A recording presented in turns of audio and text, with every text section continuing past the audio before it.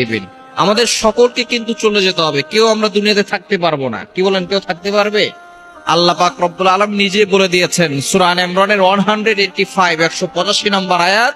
আল্লাহ পাক রব্বুল আলামিন বলছেন, কুল্লু নাফসিন যায়িকাতুল মাউত, all animals R mortal, so the man is mortal. প্রত্যেকটা প্রাণীকে মৃত্যুর স্বাদ গ্রহণ করতে হবে। আমাকে আপনাকে সকলকে চলে যেতে হবে।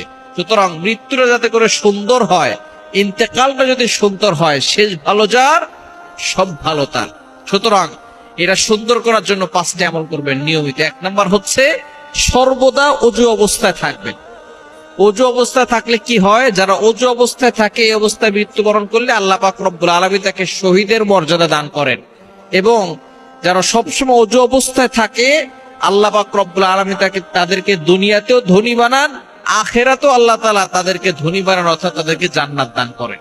এজন্য সর্বদা ওযু অবস্থায় থাকার চেষ্টা করবেন, পবিত্র থাকার চেষ্টা করবেন। কারণ আপনি জানেন না কখন আপনার ইন্তেকালের সময় চলে আসে। এজন্য সর্বদা যারা ওযু অবস্থায় থাকে তাদের জন্য আল্লাহ তাআলা একজন ফেরেশতাও নিযুক্ত করে দেন। এই ফেরেশতা তাদেরকে প্রটেক্ট করে, হেফাজত করে এবং তাদের জন্য দোয়া করে।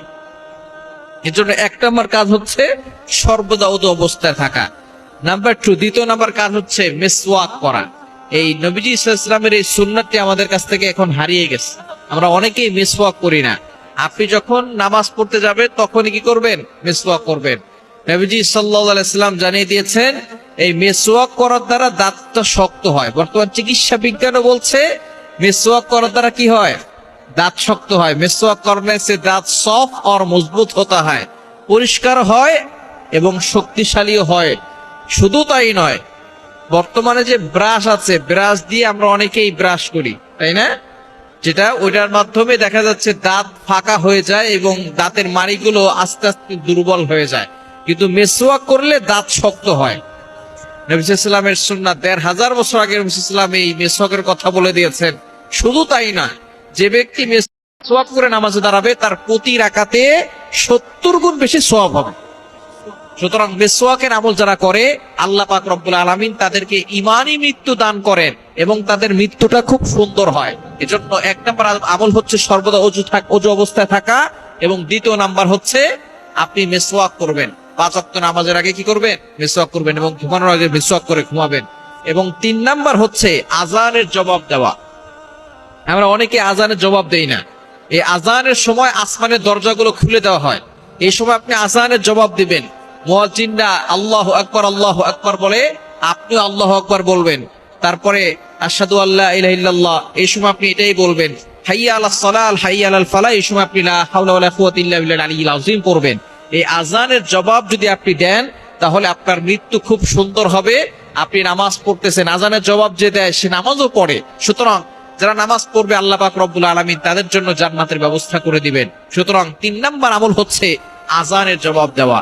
4 নাম্বার আমল হচ্ছে আপনি ডোনেশন করবেন, দান করবেন, আল্লাহর জন্য খরচ করবেন। এই দান মানুষকে বিপদ আপদ থেকে হেফাজত করে। দান আল্লাহ পাক রব্বুল আলামিনের, যদি কোনো ব্যক্তি গুনাহের কাজ করে এবং আল্লাহ তাআলা যদি তার প্রতি রাগান্বিত হয়ে যান, ওই ব্যক্তি যদি আল্লাহর জন্য খরচ করে, আল্লাহর জন্য দান করে, আল্লাহ পাক রব্বুল আলামিন তার প্রতি সন্তুষ্ট হয়ে যান, খুশি হয়ে যান। এজন্য আপনি ডোনেশন করবেন, সদকা করবেন, দান করবেন। এই দানের মাধ্যমে আল্লাহ পাক রব্বুল আলামিন আপনার মৃত্যুর সময় মৃত্যুটা সুন্দর হবে এবং আপনার কবরের আযাবকে বন্ধ করে দিবে। আর 5 নম্বর আমল হচ্ছে আপনি চোখের গুনাহ থেকে বাঁচবেন এবং জিকির আজকার বেশি করবেন। এই অঙ্গ প্রত্যঙ্গের গুনাহ থেকে বাঁচবেন। চোখ বলেন, কান বলেন, মুখ বলেন, এগুলোর গুনাহ থেকে বাঁচবেন। আর বেশি বেশি করে জিকির আজকার করবেন। সুবহানাল্লাহ, আলহামদুলিল্লাহ, লা ইলাহা ইল্লাল্লাহ, আল্লাহু আকবার। এই 5টি আমলের মাধ্যমে আপনার মৃত্যু সুন্দর হবে। মৃত্যুর সাথে সাথে আল্লাহ তাআলা আপনার কবরখানা জান্নাতের বাগান বানাবে।